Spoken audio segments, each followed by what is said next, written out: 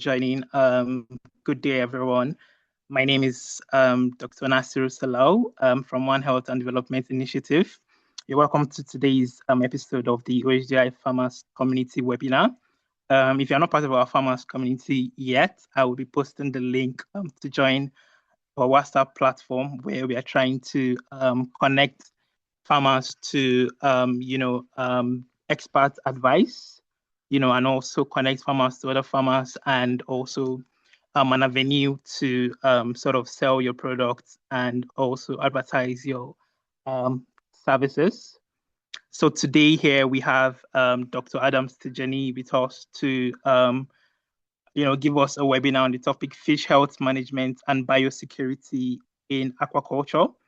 I will do sort of a very brief introduction of our speaker today.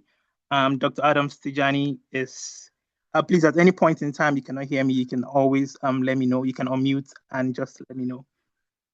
So Dr. Ayoade Tijani is a veterinary pathologist, aquatic health specialist, agribusiness consultant, researcher, and extension specialist with the National Agricultural Extension and Research Liaison Services, that's NARLS, as is known to us Zaria indigenes here at Ahmadu Bello University Zaria, with extensive experience in fish health management, aquatic toxicology, disease surveillance, biosecurity, and sustainable aquaculture. He has worked with organizations including FAO, IITA, GIZ, and various government institutions to support agricultural and livestock development across Nigeria. As an accomplished trainer, Dr. Tijani has trained over 25,000 farmers, extension agents, agripreneurs, and agricultural professionals on sustainable agriculture, livestock production, and aquaculture. His combination of scientific expertise and practical field experience makes him a valuable resource for fish farmers seeking to improve farm productivity through effective health management and biosecurity practices. This is an abridged version of Dr. Ayoade Tijani bio. Believe me, there's still so much more that he has done in the field of agriculture and aquaculture, so to speak. And I will give Dr. Tijani the floor now. I can see he's already sharing his screen to share his insights on today's topic with us. Thank you all for joining. Over to you, Dr. Tijani.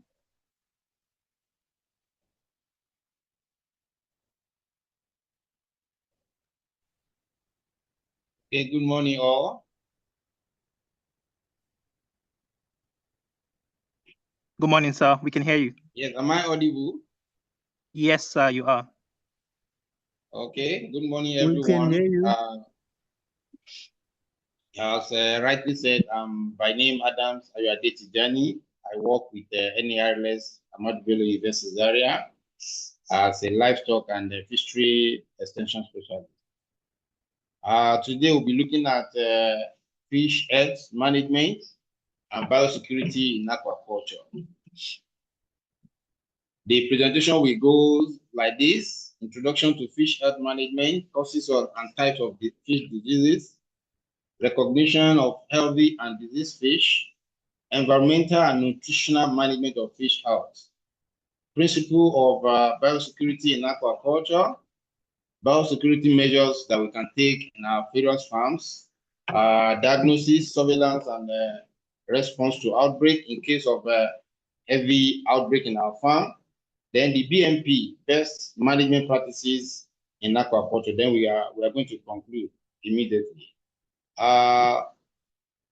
By way of introduction, we know that once anybody is starting a business, you want to maximize your productivity. You want to maximize your income, the revenue. You want to ensure that as you are spending little input into the business, you are getting a higher output from that particular business. And that's why in fish and aquaculture practices, you need to ensure that all the time your fish are very healthy. They are very healthy in the sense that you take some proactive measures to ensure that both the environment, the fish themselves, and the pathogens that will cause an infection into in the farm are maintained at a very minimum level, so as to avoid the outbreak And this involves management of environmental and biological risks. What are those things that normally introduce infection into the farm? We need to ensure that we take care of all those. So fish management, fish health management is a proactive, preventive approach focused on environmental control, balanced nutrition, and strict biosecurity to avoid disease outbreak. You know, at times we may have healthy fish, we may have a very comfortable environment, but if the fish are not well fed, it will also predispose them into infection. And that's why one of the ways to ensure that the fish are okay is also by giving them adequate and balanced diet at the right time. So those are the things we are going to discuss. Why does it matter? Why does fish health management matters? Because we want to increase our productivity, we want to ensure that the fish are growing at a faster rate so that the ROI, the rate of return on investment is very, very high. We can rear fishes for 3 months. By the time we are rearing fishes for 3 months, meaning we can have like 4 cycles in a year. So that improves the productivity of the farm, that increase the revenue generation capacity of the farm. And another thing is a way of improving feed conversion efficiency. If our fish are okay, they will be able to convert the small feed that we are giving them and convert it to flesh or to meat, so that at the end of the day, when we are selling, they have a better market value, and that increase the profitability of the business in a way of reducing the treatment cost. Because by the time our fish are sick, we end up spending more money on drugs. We end up spending more money on calling experts to come and visit the farm and make suggestions and advice. We end up spending money on diagnostics. So at the end of the day, the profitability will be reduced if the fish are not okay. So these are the things that matters, and that's why it is very good for farmers to understand those factors around the fish health management, diseases occurrence in the fish farm, and now we can have a adequate biosecurity measures on our various farms. I hope everybody is hearing me. Yes, sir. We can hear you well. You can carry on, sir. Very clearly. Yes, sir. Yes, very audible. Okay, so if the fish are not adequately the fish health are not adequately maintained, what happens? There will be disease outbreak, there will be mass mortality. Before you even control the infection, before you can be able to intervene, you must have lost a lot of fish in the farm. And by the time you lose that, there's going to be economic losses, there's going to be a reduced production, and at times, some of us that we are into broodstock production that we sell to other hatcheries, we sell to farmers who use them for reproduction. You can imagine what happens to the reproductive success of those fishes, because even the egg that you collect from the a matured broodstock that is sick, it is not viable. It may not be viable enough to give you more fingerlings and fries after hatching. So, and also a fish that is exposed to infection, we also have the ability to accumulate excess environmental contaminants. If the fish is okay, the rate of metabolic activities is increasing. Whatever goes in, they are also bringing it out through excretion. But by the time the fish are sick, even from their skin, a lot of contaminants can enter into the body of the fish. And that's why at times you don't look at the pathogen alone. You look at the environment, you look at the environmental impact of those contaminants on the fish. So we can see the picture of a healthy fish and also the unhealthy catfish. Yes, key strategies to fish health management. There are just 5 key strategies, and that's where we are going to center our discussion this morning on. What are those strategies? First of all, you need to ensure that your water quality is very, water quality parameters are very, very okay. Once they are okay, meaning you have been able to manage the waste inside the water. If the turbidity is very high, if the total dissolved solid are very high, definitely the water parameter is very poor, and this will predispose the fish to other pathogens that can cause infection. The second one, as I said, is nutrition and feeding. If you can have quality feed, but you are not feeding, you can have quality feed, you can have adequate a balanced diet in the feed that contains all the requirements in the feed, but feeding them as at when due regularly, maybe 2 times or 3 times, you are not maintaining that, it will also predispose the fish to infection. So one of the second factor is nutrition and feeding, which is a key strategy when you want to maintain fish health, especially around tilapia, common carp, catfish that we are rearing in Nigeria. Then we also look at biosecurity and sanitation. Your environment where you are rearing your fish must be clean. You don't just expose your fish to infection, to environmental contaminants.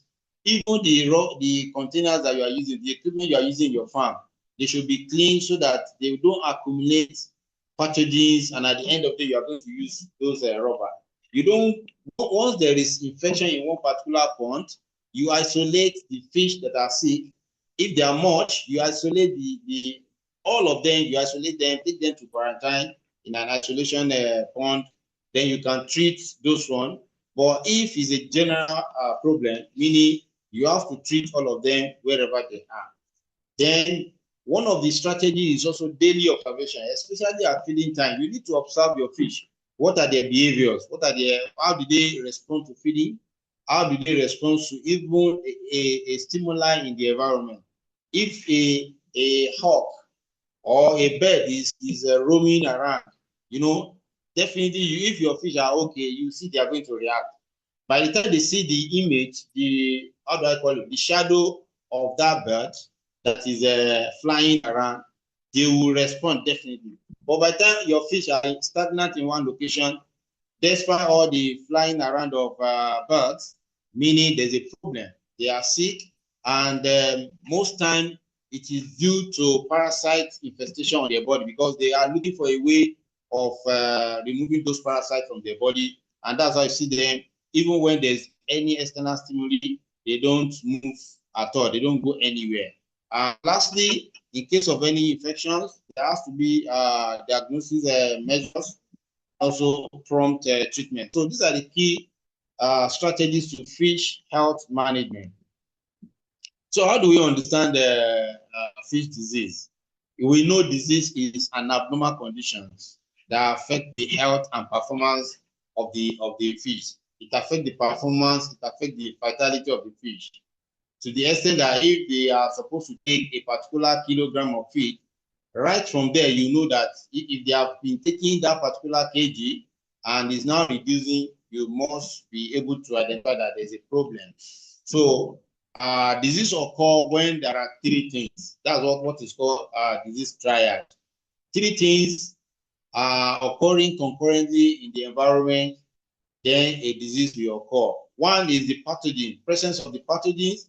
It could be bacteria, it could be virus, it could be anything, including the environmental contaminants, heavy metals, and co. Once they are present, then the host, if that's the fish now, if the immunity of the fish is very, very weak, and the environment is comfortable, it's favorable, like the water is dirty, you didn't change it, definitely the fish is going to come down with infection, with disease. So the category of the causes of fish disease, usually, especially in aquaculture, there are just 3 categories. Unlike in other animals where you can also have nutritional causes and all those things. Basically, there are 3 classes of the cause of fish diseases that is being identified. First of all is the biological causes, which talks about all those pathogens that affect fish health. The second one is the environmental causes, including the poor water quality, overcrowding, poor nutrition, and stress. By the time you stress your fish too much, Stressful is not only related to taking action on the fish. It will also mean that the water has been dirty, or you have changed the water suddenly. You didn't have access to replace the water to the optimal level. It's also a stress. There are a lot of ways that we stress our animals, we stress our fish, and this will now predispose them to infection. Then thirdly, the management causes, which is like poor handling, poor biosecurity, inadequate feeding. The feed is there, but it is not adequate, or you are not feeding them as at when due. You feed, you don't maintain a particular pattern, you don't maintain a particular frequency, you don't maintain a particular timing. By the time they have different time of exposure to feed, it will affect some of them. Some of them may grow faster and they will serve as cannibalism to the other. And once there is any injury on any fish, it is as a result of the management causes, which now predispose the fish to other infections. Yes, here are some of the common bacterial diseases. We have the multi-aeromonal septicemia, which majorly affect all fishes, including catfish, carp, and tilapia. We have columnaries, which you see the skin and the gills lesions. There will be lesions. You see hemorrhages on, okay, maybe I should speak the language of extension. You see reddened skin. When you open the gills also, you also see that the gills is red, it's hemorrhagic. So this is also caused by Flavobacterium columnare. Then we also have Streptococcus, majorly affecting tilapia. It causes, when you see your tilapia swimming abnormally, the typical cause is Streptococcus. And one of the best way to reduce the infestation is by changing the water immediately. Then you you remove those that are critically ill. Then you now treat. But if it's almost all of them, then you have to treat all of them for a minimum of 5 days. Then we have viral diseases, which is TLV, tilapia lake virus, causing skin erosion. Also, the mortality is very, very high in this case. Then we have herpes virus. Herpes virus has been known to affect common carp. You see, like as if another fish is chopping on the skin of the fish, and there will be mortality. There will be severe gill damage. These are some of the viral diseases that we have around here. Then we have the fungal disease, like the one we have seen now, saprolegniasis. You see something like cotton wool, like strands of cottons on the skin, or like a food that has been kept for long that has grown some microorganisms. You see like cotton growths on the skin of the fish. That is where the injury is. Then when you look at the egg of the female fish, you also see infection. You see infection in the egg. So meaning a fungal disease affects not only the vitality, not only the performance of the fish, it also affects the reproductive performance of the fish, either male or female. Then you see physical injury, and also one of the predisposing factor is the poor water quality.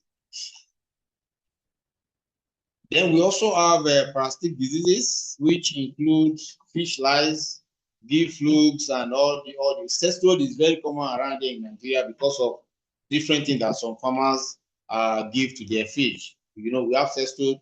That's why you see on these red pictures, these are cestode. And how do you notice that the fish internally is harboring some parasites, and they are very uncomfortable? So they look for where they can discharge those irritants. The skin is irritating, the internal organ is also irritating. So they are looking for a way to discharge all those migratory cestodes from their body. And this will also migrate to any to reproductive organs, to respiratory organs.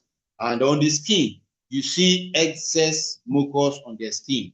And because it's a cestode, anything that the fish is eating, they also take the nutrient, already finalized nutrient from the fish. That is what the sex food will take. So this will affect the growth and performance of the fish. So at the end of the day, you see, you are feeding your fish, but they are not growing. We have farmers complaining that my fish are not growing. First of all, you have to check, are there parasites on the skin of the fish? Then are there sex foods? When you look at it, you can isolate one fish and observe it for like 24 hours. From the feces, you can also see some units of the worms that is coming out from the feces of the fish. So it's a technical something that the farmers must be familiar with so as to be able to diagnose the infection as early as possible. So these are some of the signs of healthy fish, either physical signs or behavioral signs. Those are the two classes of knowing whether your fish are okay or not. Physical sign, by the time you are even introducing the feed, they are already active. They are opening their mouth. The skin is not having any injury. All the scales, the fins, and all the respiratory organs, they are intact. And they swim normally. The eye is very bright. So behaviorally, you have active feeding, normal movement, and schooling behavior. Schooling behavior in the sense that once you are introducing feed to a particular region, you see them, all of them rushing. Once they are satisfied, they also go back to the water. Then you can use these two criteria to also determine if your fish are showing a symptom of any disease or not. So generally, these are some of the signs that indicate that your fish are not okay. Your fish are sick. So change in body color, reduce feed consumption. As I said, if they are supposed to take a particular kg, let's say 10 kg, then at the end of the day, day 1, day 2, day 3, they take 9 kg, 7 kg, 4 kg or thereabout. There is something that is happening. Except if there are thefts that are stolen the feed. But if the population is still intact and the rate of feeding is reducing, definitely is a sign of a disease. It could be parasitic, it could be a bacteria or any other causes of disease in fish. You can also have erratic swimming, in which they are not swimming in one direction, they swim abnormally. They go this direction, come back, they stay longer when they are at the top of the water. They stay longer, meaning they are devoid of oxygen, or let me say the carbon dioxide is very, very high in the water. There could also be skeletal deformities. There could be ragged fins when the fin is not smooth. Some are normal, some are abnormal, some are even like something has chopped it, something has cut it off. So there could be swellings on the body, emaciation, gasping, as I said. Then you see some of them, they are rubbing their body against each other or against the wall of the pond. Is also a sign of disease in fish. You can also see them turning, like a fish turning. I've seen where like a stargazing, where the dorsal part is down, the white part, which is the ventrum, is up. You see a fish that is not facing up.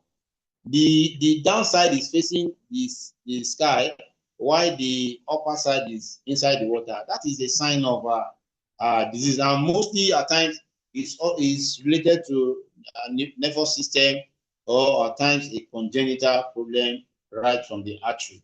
So you can see bleeding on body areas, vertical suspension for a long time. You see them, they stay in one location for more than, highest within 30 seconds, a fish supposed to move from one location to the other.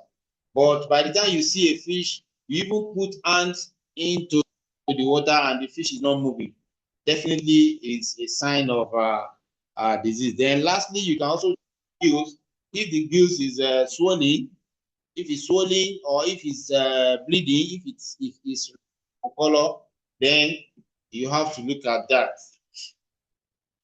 Then these are some of the pictures that show some of the signs of the disease. Then the stress. We have a lot of medium where we expose our fish to stress, overcrowding, transportation, poor water quality, and handling. And we know what happens. There will be reduced immunity, there will be susceptibility to infections and the growth. You can see, like this case now, this is typical overcrowding. There's no way all these fishes that you are seeing in the pictures can do very well. Then water quality, as I said, we need to check the water quality parameters always, and there are mobile portable kits nowadays that can check all these parameters for us. As a farmer, we should know that poor water quality is one of the leading causes of disease outbreaks in our fish farm.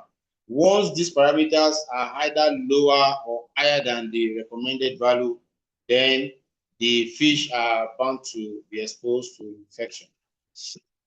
And the majority of this alteration is due to whatever we give to our feed.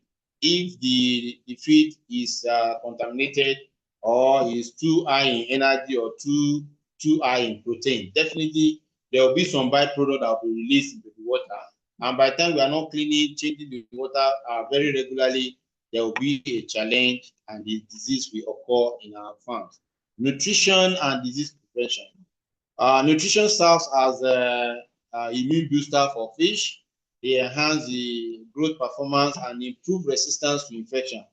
And this has to be done with nutritional strategies of quality feed, proper feeding schedules that contain vitamins and minerals.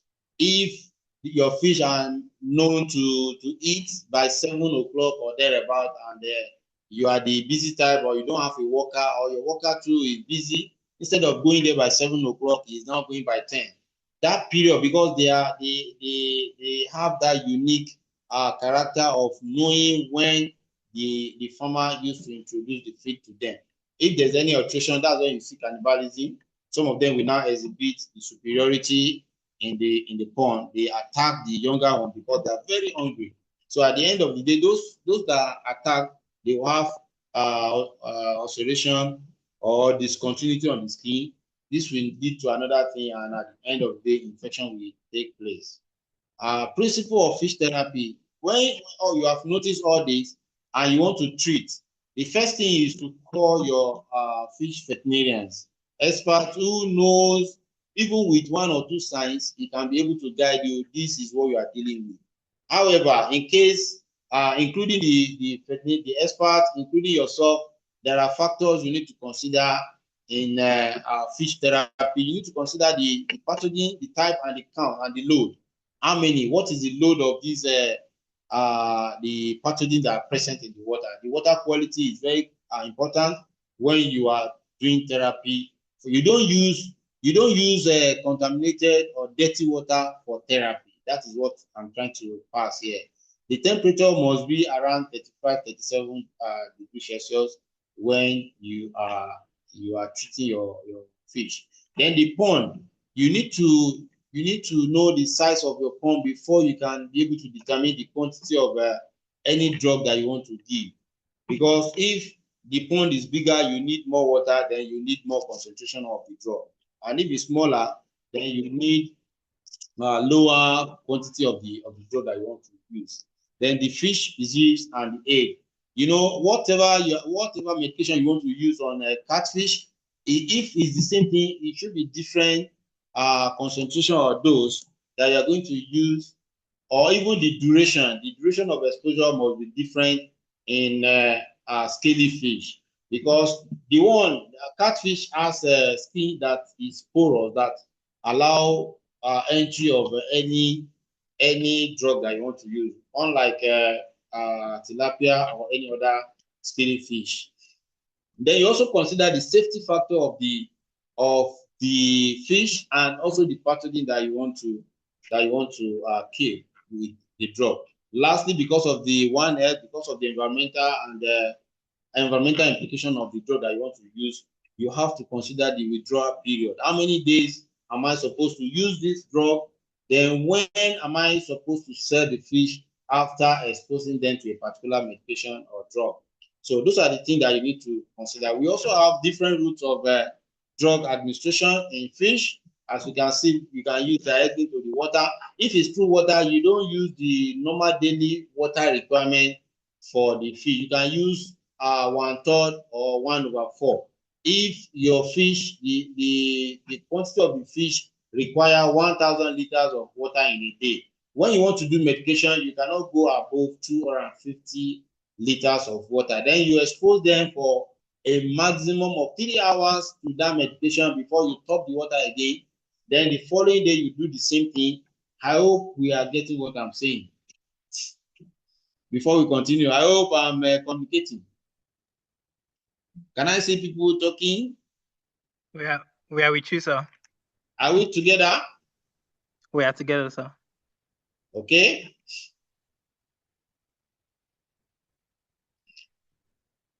Yes, we are together, sir. We are following very, very closely. Okay, that's good. Then we can also use the medication through feed. We can also do immersion of the fish. If they are not much, you can prepare a little quantity of the drug. Put the fish inside for 30 minutes or thereabout. Then you can remove it and put it back into the water. Then we can also apply medications on the skin. We can do anal injection in fish. We can also do intramuscular injection. All these are possible, but it has to be done by experts or an experienced farmer who has been maybe has contact with veterinarians over the years, and they can be able to administer the drugs by themselves on the farm. Because by the time you tamper with some vital organs in the fish, it can cause mortality that is not related to the infection that is affecting your fish. Yeah, these are some of the approved drugs for aquaculture, especially in Nigeria. And I want to emphasize on formalin. Some of us we use formalin. In fact, you go to southwest. Before they use anything, they first of all use formalin. Why? Formalin is basically used when there are parasite infestation in fish. It is just a way of reducing the load of parasite on the fish. And you either use short time or long time exposure. Short time exposure within 30 to 60 minutes. That's a short time exposure with about 100 to 200 ppm. That's 100 to 200 milligram per liter. But if you are going to expose the fish to formalin for like 5 days, you cannot go up to that concentration. You need 25 to 30 milligram per liters over the next 5 days. Then you can also use other antibiotics like tetracycline. Several drugs have been known to be effective in fish. You can use enrofloxacin. Chloramphenicol is I think it's banned now because of side effects. You can also use calcium hypochlorite and audio in case the fish are having worms and you have been able to identify the worms in the water, or when you isolate the fish, you will be able to express the feces. You will now be able to locate or to identify the worms. Then you can use any dewormer that you. And at times you also use lime. Lime is a way of balancing the water quality and also reducing the medium. It will make the medium for pathogens not to thrive, either turning the medium, the water pH into higher or lower, so that those pathogens can die in the water. Yes, treatment is very difficult and time consuming and very expensive. So the best way to maintain your farm is by giving good nutrition, proper water quality, and then hello, sir. Can you hear me? Go. Yes. Yeah, I just wanted to bring to your attention the time. We have like about 6-7 minutes more. Okay, I'll round up. Don't worry. Right. Very soon. 7 minutes. Okay, no problem. Yes. So nowadays, technology has advanced to the use of probiotics, and we know probiotics enhance bacteria microflora. They selectively promote those good bacteria and microflora in the animals, and selectively kill those harmful bacteria. So probiotic is very, very useful in fish health, especially around here and the other world. Then one way of biosecurity is by ensuring that disease do not even occur. You don't allow disease to occur in your farm. By preventing the introduction and spread of that disease. And it contains just 4 principles: exclusion, containment, eradication, and monitoring. Yes, you have to ensure that you keep pathogens away from your farm. Once they now enter the farm, you don't allow it to spread from one pond to another or from one farm to another. Then eradication, you remove the sources of the disease, and also as you are treating, you are monitoring the progress of the treatment, you are monitoring the progression of the disease in your farm and other farms around you. So then you can also ensure that the sources of entry of those infections are very, very clean, like the equipment, the visitors, the container that you are using. Ensure that wild bird, wild animal do not have access to your pond at any time. Yeah, these are some of the biosecurity measures: restricted farm access, protective clothing, and even your staff must be trained on how to ensure that they don't break all these biosecurity measures that are put in place in your farm. Equipment, disinfect. If you are in the archery, most of the time that you want to perform any archery operation, you need to rinse, you need to wash, you need to disinfect all the container that you're going to use, because by the time a small water accumulates in a container over weeks, there will be some pathogens that could lead to infection in your farm. And in archery, a small infection can wipe away the total population of the fish. Yes, quarantine. In case you have fishes, out of millions or thousands of fish, you'll be able to identify those that are sick, isolate them, observe them for 2 to 4 weeks. While you're observing, you are treating. Then you monitor the health status before you return them back into the other fish. And if you are buying a new stock, also you do the same thing. Isolate them. You don't just introduce fish into the other one that is already on the farm. Yes, I've mentioned cleaning and disinfection. You need to ensure that all the equipment that you are using, including the pond, are being disinfected. You can use chlorine compound, you can use iodine or ammonium compound to disinfect. Then, record keeping is very, very key. What are the records that you need to keep so that you can be able to trace? You can be able to trace where the infection is coming from. The other time, what are the symptoms that you observe? Are the symptoms now the same thing? Then the treatment that was effective for you at a particular time, are you going to do the same thing now? Is it going to be effective? So record keeping is very, very key. You also keep record of the water quality changes in your farm over months or years to be sure that, okay, maybe at a particular season, where the source of your water used to have some contaminant that changes the pH or changes all the water quality parameters, and you'll be able to note that particular month and institute any measures. And also, early warning system is very, very key in decision making. Disease outbreak response plan in fish farming: identify the affected fish, isolate. You need to do isolation of the infected fish or the unit as a whole. If it's a whole unit that is affected or a pond, you need to isolate them. Then you stop fish movement from one pond to the other, or from one unit to another. Seek experts diagnosis. Don't just do quackery in your farm. Don't allow quack to recommend any treatment to your farm, because it can also increase the mortality, can increase the susceptibility of the fish to other infections. Then the best management practices include: source your fingerlings from a very reputable farms, maintain optimal water quality in your farm, ensure that you don't overpopulate your farm.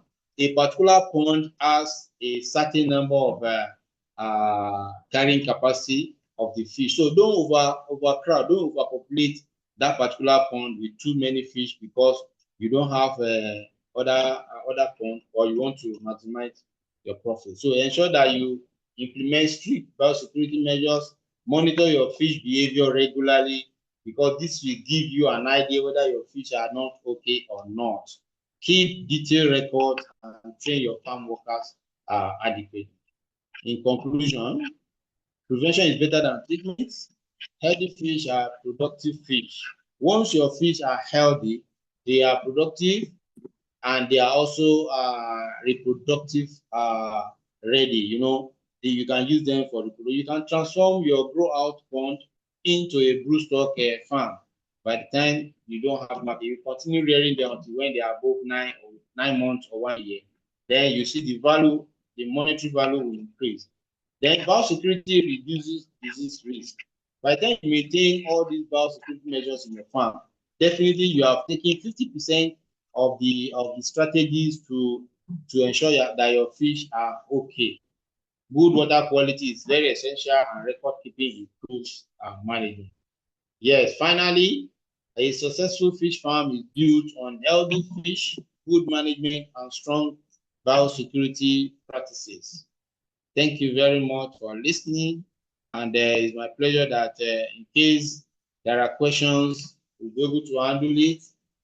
If there are practical cases that some of the farmers are experiencing on their farm, we can also share it so that we can give you an insight on how to go about solving that problem in your farm. Thank you very much. Yeah, thank you very much, Dr. Tijani, for that very wonderful presentation, taking us through fish health management, why it matters, what are the ways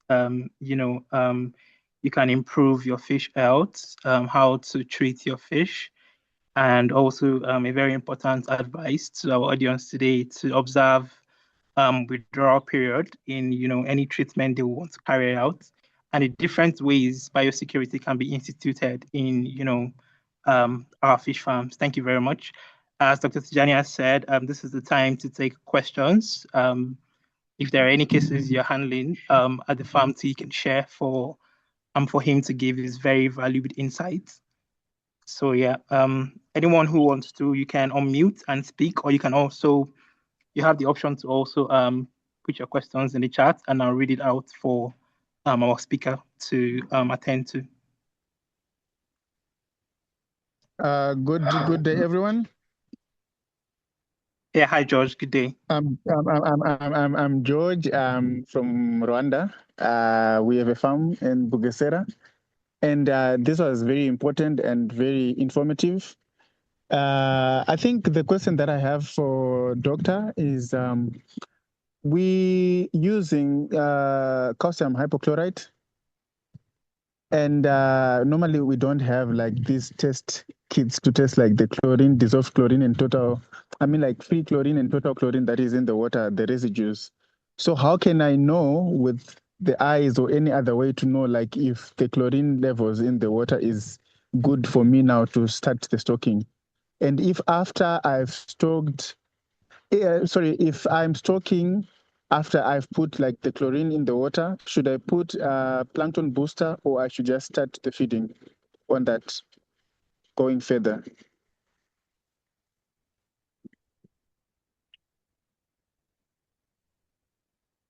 And that would be my question.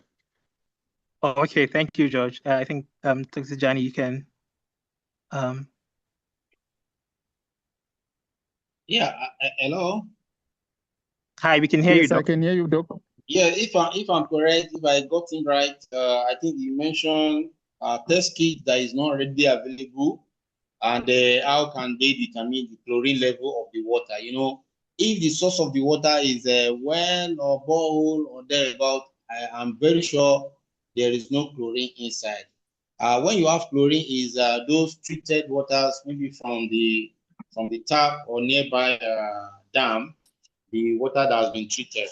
But the chlorine level in water, once the color or the taste of the water has changed, definitely, and it's reflecting the chloride ion in it, definitely the water will not be okay for the fish. Although they have a tolerable level that they can withstand over a certain period of time, but you have to ensure that the level is not beyond the level that they can tolerate.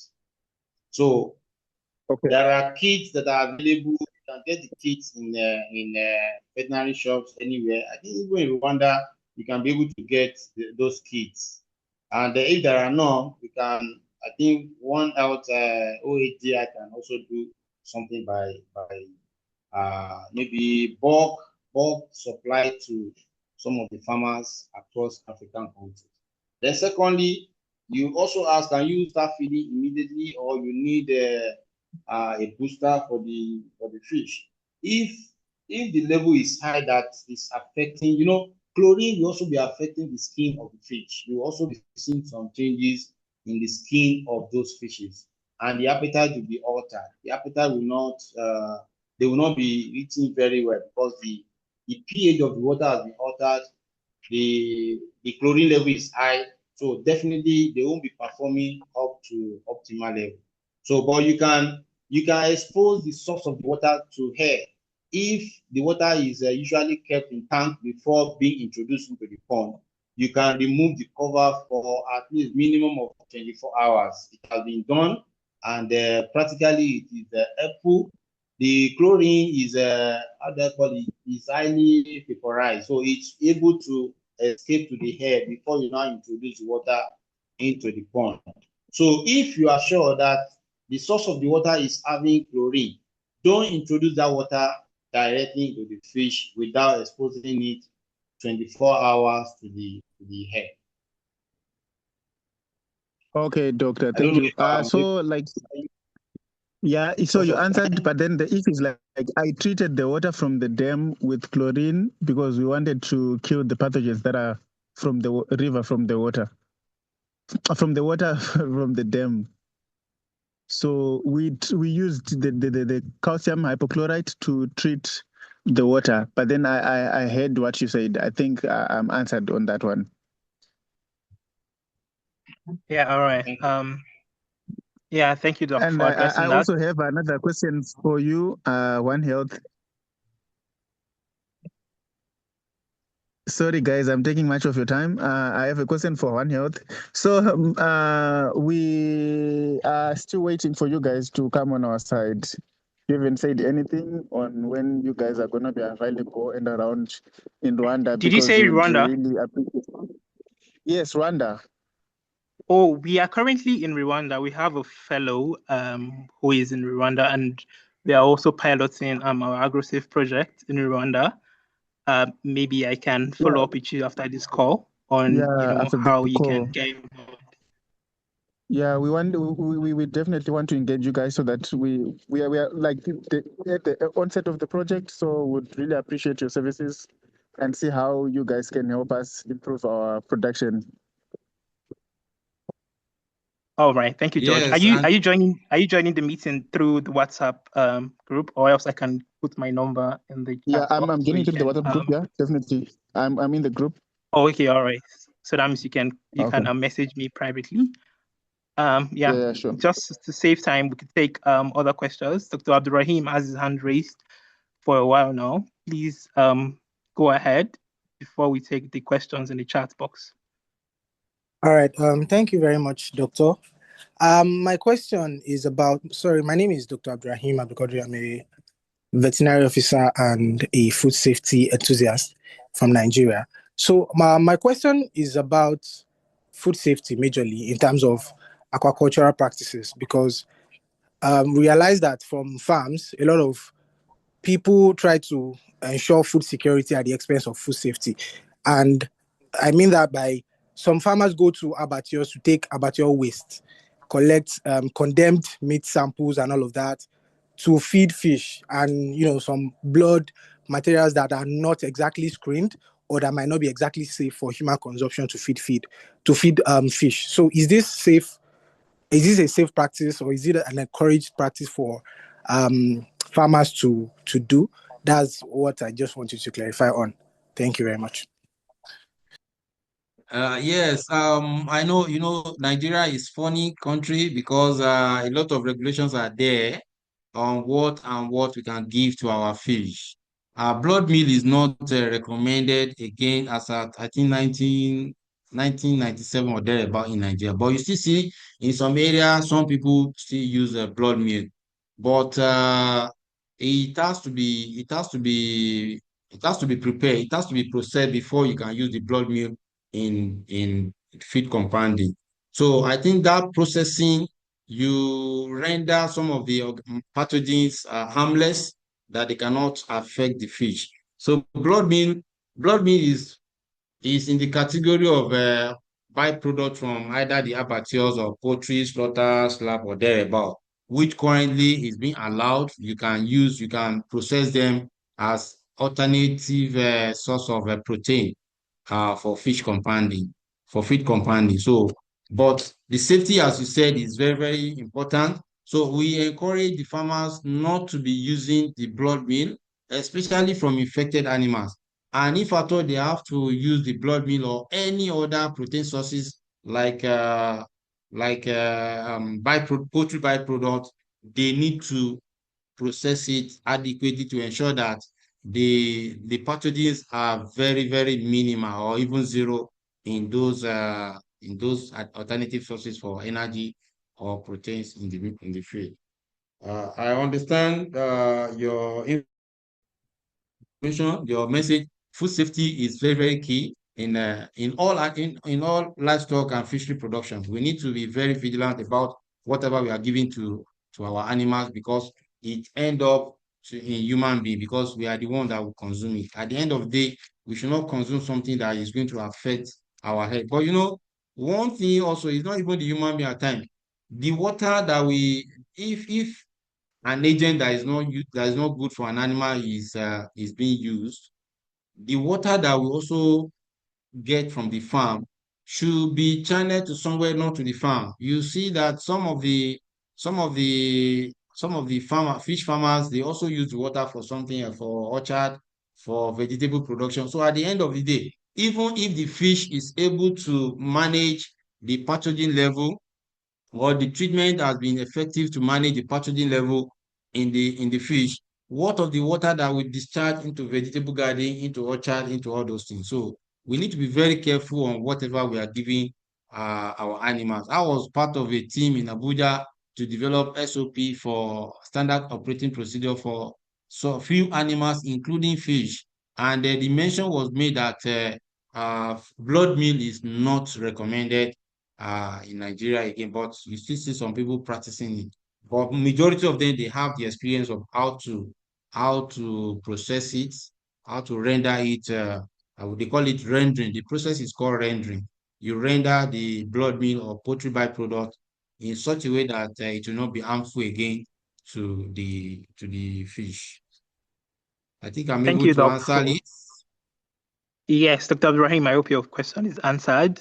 Currently, we are 3 minutes over time. I think we can take one last question from the chat, and then we'll call it a day today. Egbo Precious is asking, sir, thank you for this powerful piece. What is the appropriate time and schedule one ought to maintain in fish farming? I'm not sure I'm clear. Is it appropriate feeding time and schedule? If it's the case, please, you can sort of clarify. But she also has a second question that she didn't get what you explained about the usage of formalin. That's earlier when you were talking about approved drugs for aquaculture. Okay, okay. In fish farming, one thing that is key to the success is the adequate feeding. An adequate feeding is not about just putting balanced diet. It's about the timing of feeding. It's about when the fish are already used to when you normally feed them. If it's and you also determine the quantity by formulas, the quantity, the number of fish, the frequency, the feed rations. That will make you to calculate the quantity of feed. This quantity of feed on daily basis will now be divided into 2 or 3, depending on the satiation rate. So if you normally feed your fish in the morning by 7 o'clock, ensure that you maintain that particular schedule of 7 o'clock, and maybe in the evening, maybe 5 or 6. And one thing that over the year that I know is that fish are more active in the night. So you give more feed in the night, in the evening period, than during the day. They are more active, and they will be able to convert that particular feed to flesh in the evening because they are very active. They are nocturnal animals. They are very active in the night than in the morning. So secondly, about formalin, I know formalin is a preservative chemical, but people use it in fish farming and they are still using it. But it has to be the percentage that is recommended, which is about 37%. You can also use 10%. And majorly is to reduce infestation of parasite on the body of the fish. And it has to be done either on a short exposure or long exposure, which I mentioned. If it's short exposure, you don't expose the fish more than 30 to 60 minutes. If not, by the time the fish stay longer in the formalin water, the water that is containing formalin, definitely is going to affect some other organs in their body. You can also have mortality. But the aim is to reduce infestation of parasites on the body of the fish. So 30 to 60 minutes is adequate, which is short term. Then long term is you are exposing them to the same dose over 5 to 7 days. And I said for the short time you use between 100 to 250 milligram per liter, while for the long exposure is between 15 to 25 milligram per liter. So meaning today you do it, tomorrow you do it like for 5 days. So you don't want to reduce the infestation in one exposure. That is why you are doing a long exposure period, which is about 5 days. So the concentration is different. The one for short exposure, the concentration is higher, but the duration is between highest 1 hour, 30 minutes to 60 minutes. I hope I'm clear. Then I also mentioned when you are treating a fish, you don't use the total quantity of water that they require per day. You know, normally adult fish require minimum of 18 liter per kg. So if you sample your fish and you discover that the total population is about 1,000 and averagely they are weighing 1 kg, that's about 1,000 kg. Am I correct? So meaning you need to every 1 kg, you need 18 liters of water on daily basis. So if you are going to do any medication, you need 1/3 to 1/4 of that quantity of water for you to medicate and treat your fish. I don't know if the information is clear.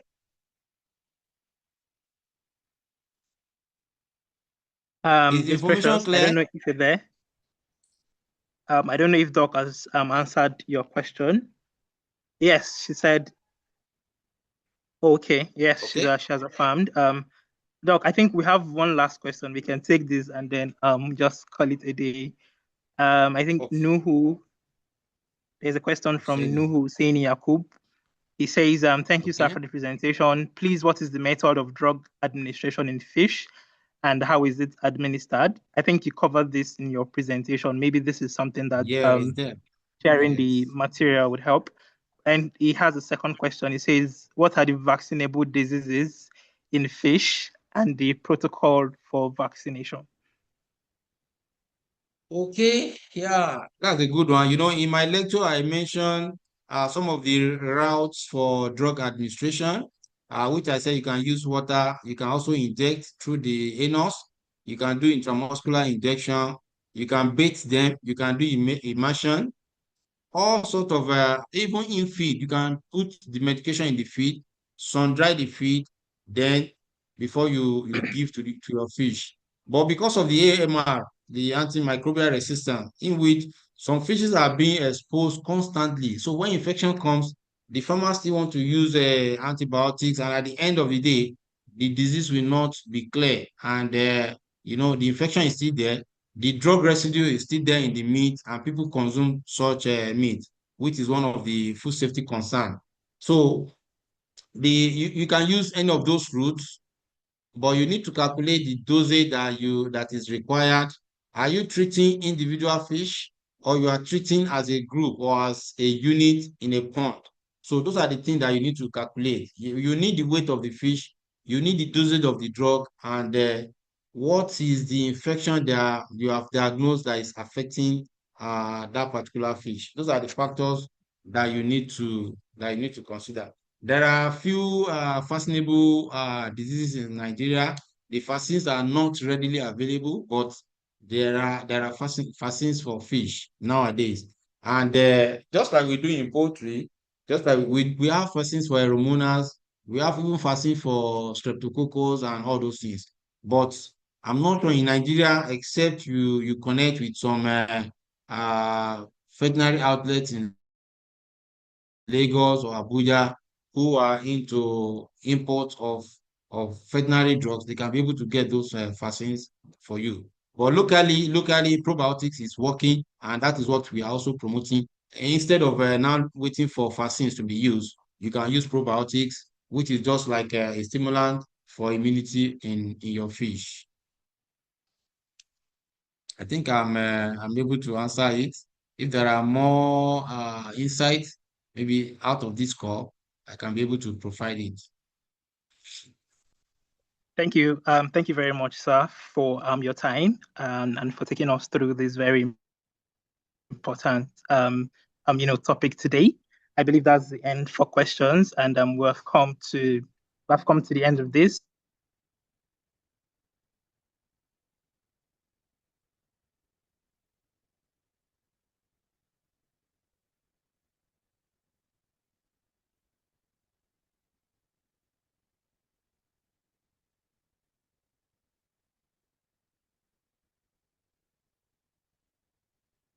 A farm. Yes, Doc, you're saying? Yes, I couldn't hear you. I lost your voice. Oh, okay. I hope you all can hear me. I'm just saying that Dr. Ayoade Tijani has a variety of professional services that he offers. You can reach out to me or him if you're in the group. He's also in the fish farm group, but you can also reach out to me for his contact in case you need any of these services, veterinary services, training service of your employees or yourself, farm establishment, feasibility studies, linkages to international funding and markets, and also farm auditing. Yeah, you can reach out to me in the group. I believe it's not very difficult to get my contact from the group. You can also reach out to him. He's also in the group, or I could also send his contact to you when you do so. Thank you very much for being here, all of you, for creating time this Saturday to join this educative session. Thank you all. Thank you, Doc. We are very appreciative of this session today. So that would be it. Thank you very much for having me. Thank you, sir. Thank you all. Yeah. Have a very lovely weekend all. Bye. Okay, bye-bye.